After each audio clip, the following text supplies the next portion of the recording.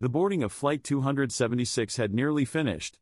Passengers shuffled down the narrow aisle, stowing bags, adjusting seats, and settling in for the long trip across the country. In the quiet hum of first class, David slid comfortably into his seat near the window.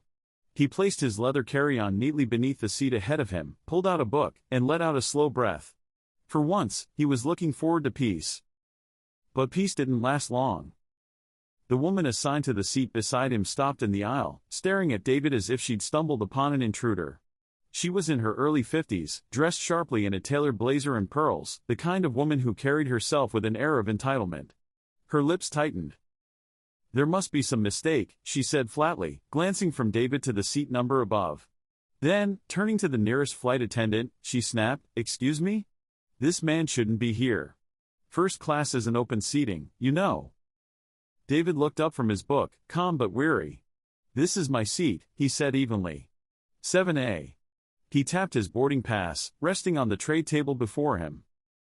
The woman scoffed. "I don't think so. People like you don't usually.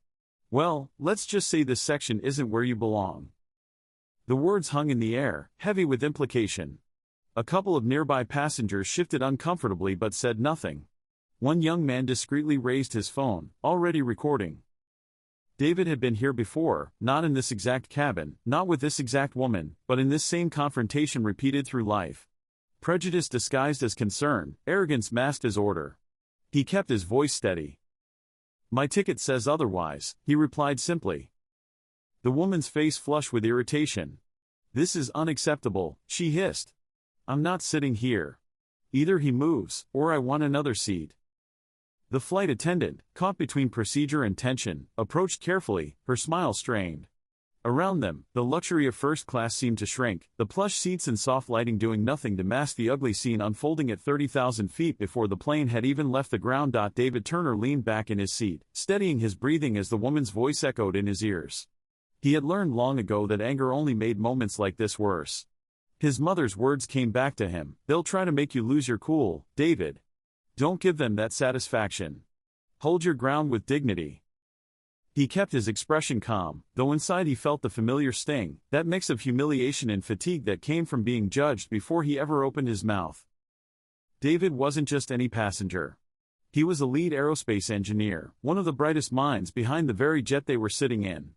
He had spent years designing the wing system, calculating stress tolerances, refining the aerodynamics that made long-distance travel safer and more efficient. His fingerprints were in the blueprint of this aircraft, hidden in the steel and rivets and circuitry above their heads. But no one around him knew that. To them, he was just another black man in a place where some people thought he didn't belong. He remembered late nights in his office, sketching designs by hand before transferring them into sleek 3D models.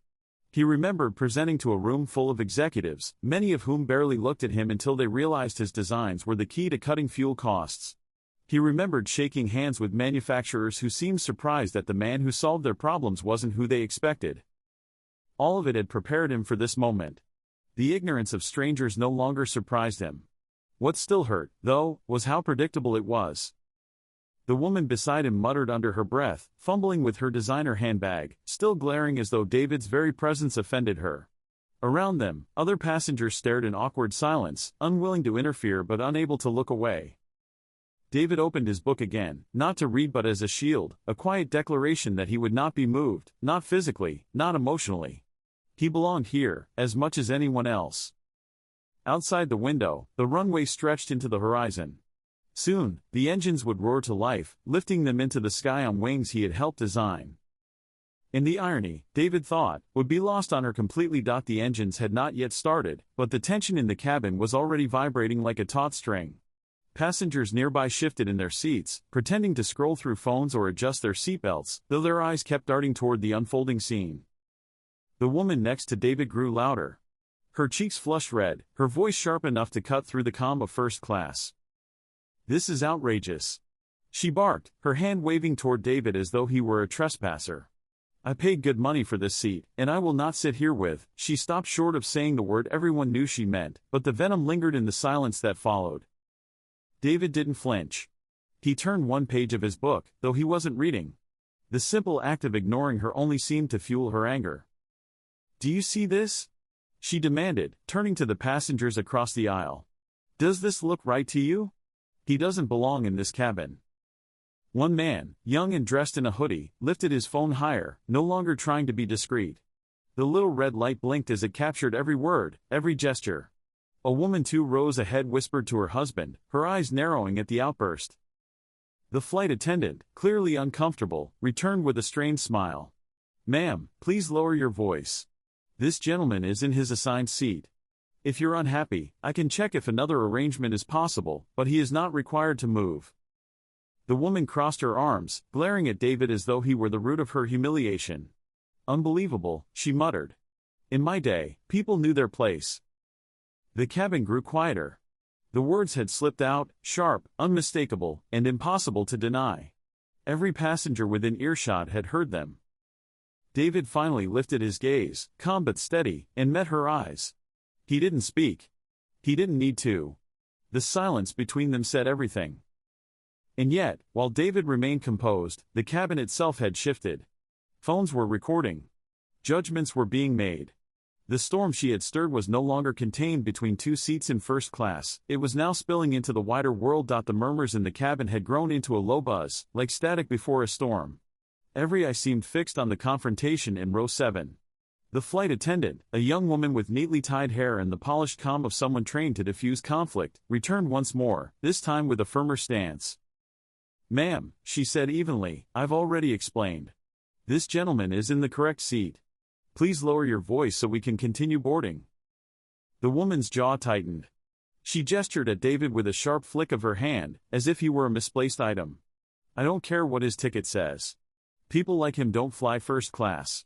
You need to move him back to where he belongs. I demand it." The words hung in the air, raw and ugly.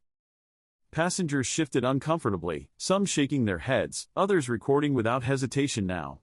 The young man with the hoodie whispered, "She's done for," as he angled his phone for a clearer shot. David, silent until now, finally set his book aside. Slowly, deliberately, he reached into the pocket of his blazer and pulled out his boarding pass. His hand was steady as he held it out for the flight attendant. "Seat 7A, David said simply, his voice calm, deep, and controlled. The attendant took the ticket, scanning it quickly, then nodded. "Confirmed. Seat 7A, first class. He has every right to be here, ma'am." She handed the slip back to David with a faint smile of solidarity. The woman let out a sharp laugh, brittle and unconvincing. "That can't be right. You must have made a mistake. Check again." But there was no mistake. The black and white print on the ticket, the barcode already scanned at the gate, it was undeniable. David tucked the pass neatly back into his pocket and leaned against the headrest, unbothered. His silence cut sharper than words. He didn't need to prove himself further. The flight attendant's patience had worn thin. "Ma'am," she said firmly, lowering her voice but with unmistakable authority, "if you cannot conduct yourself respectfully, we will need to involve the captain. Do I make myself clear?" For the first time, the woman faltered. Her bravado wavered as she noticed the phones pointing at her, the eyes of strangers judging her every word. And yet, beneath her embarrassment, the resentment in her glare at David only deepened. The cabin was still. The confrontation wasn't over, but its balance was beginning to shift. The tension in the cabin clung to the air like static, heavy and unshakable. The woman had fallen into sullen silence, fuming in her seat, while the flight attendant kept a watchful eye, ready to intervene again if necessary. Then, another member of the crew arrived, an older attendant with years of service etched into her posture. She approached with a gentle smile, the kind that seemed practiced for difficult passengers but carried a warmth that was genuine. "Sir," she said softly to David, bending just slightly toward him, "I couldn't help but recognize you. Forgive me if I'm mistaken, but aren't you David Turner?" David blinked, surprised. He wasn't used to being recognized here, in the middle of a cabin rather than in a boardroom or engineering hall. Still, he nodded. "Yes. That's right." Her face brightened. "I knew it. I read about you last year in Aviation Today. You designed the wing system on this jet, didn't you?" A ripple passed through the cabin. Passengers who had been pretending not to stare now leaned forward. Whispers spread from row to row. Phones stopped recording out of shock, only to start again with renewed urgency. David inclined his head modestly. I was part of the team, yes. The attendant's voice warmed even further, carrying pride. Part of the team? Sir, without your work, this aircraft wouldn't fly the way it does. We owe a lot of safer, smoother flights to your design. Thank you. The words struck like lightning. For a moment, the cabin was utterly silent. Then came a murmur of surprise, followed by scattered applause from the passengers. Even those who had stayed quiet now smiled, nodding toward David. The woman in the adjacent seat turned rigid, her face pale. Her mouth opened as if to speak, but no words came out. The realization sank in: the man she had dismissed, insulted, and tried to eject was not just a first-class passenger. He was the very mind behind the machine carrying her safely through the skies. David didn't gloat. He didn't even glance her way. He simply offered the attendant a small, gracious smile. I appreciate that. But really, it was a team effort. The applause grew louder, spreading down the rows until it filled the cabin. And in that moment, the power in the air shifted completely. The sound of clapping rolled through the cabin like a wave. Some passengers rose slightly in their seats, others leaned into the aisle to catch a glimpse of David. A man in a business suit tapped the armrest and said with admiration, "Incredible. We're flying on your work right now." David gave a polite nod, but kept his composure steady. He wasn't used to applause in spaces like this, not from strangers at 30,000 feet. The woman beside him, however, had gone stone still. The color had drained from her face, leaving only the blotchy redness of embarrassment. She fumbled with her designer handbag, avoiding eye contact with everyone around her. What had moments earlier been righteous indignation now curdled into shame. Passengers who had stayed silent before now found their voices. Unbelievable, someone muttered across the aisle. Imagine trying to throw him out of first class, whispered another, shaking her head. Shows who really belongs here, said a man from the row behind, loud enough for her to hear. The woman pressed her lips together, shrinking against her seat. Her earlier arrogance had dissolved, replaced by the weight of dozens of eyes, not on David, but on her. The older flight attendant placed a hand on David's shoulder and said warmly, "Thank you again, sir. We're honored to have you aboard." The younger attendant, still holding her professional composure, gave a pointed glance at the woman. "Ma'am, I trust there will be no further issues?" Her tone was polite, but her meaning was sharp. The woman mumbled something inaudible, nodding quickly. She stared at the floor, her pearl necklace trembling slightly with each shallow breath. David turned back to his book, opening it again as though nothing had happened. But this time, the silence that followed was different. It was no longer heavy with hostility. It was filled with respect. The applause faded, replaced by a quiet sense of triumph that seemed to hang in the air around him.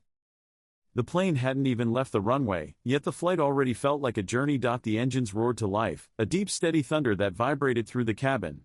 The jet began to roll toward the runway, its massive wings stretching out under the fading light. Passengers settled in, fastening belts, pulling out headphones, opening screens. But the mood in first class was no longer routine. David sat quietly by the window, his book open but forgotten. The earlier tension had drained from him, replaced with a calm he hadn't expected. For years he had carried the weight of moments like this, the sideways glances, the muttered doubts, the challenges to his place in spaces he had every right to be. And yet, tonight was different. Tonight, the truth had spoken louder than prejudice. As the plane lifted into the sky, David watched the ground fall away beneath them, lights scattering like stars across the dark earth. He thought about the irony: this very jet, this marvel of engineering, carried within it his ideas, his sleepless nights, his equations scrawled across whiteboards until the ink ran dry. And still, some would only see the color of his skin before they saw the brilliance of his mind. But then he remembered the applause, the recognition, the way strangers' faces had shifted from indifference to respect. One woman's hatred had been loud, yes, but it had been drowned out by something louder: truth. He closed his eyes for a moment, letting the steady hum of the engines fill him with peace. He knew the fight against prejudice wasn't over. It never truly was. But he also knew that progress happened in moments like this, one confrontation at a time, one revelation at a time, until the world learned to see people for who they truly were. Across the aisle, the woman sat rigid, silent, staring straight ahead. Her earlier arrogance was gone. She seemed smaller now, swallowed by the very luxury she had tried to guard. David didn't look at her again. He didn't need to. His gaze was fixed on the horizon, vast, open, and endless. The jet cut through the clouds, climbing higher, carried by wings of his own design. And for David, that was enough.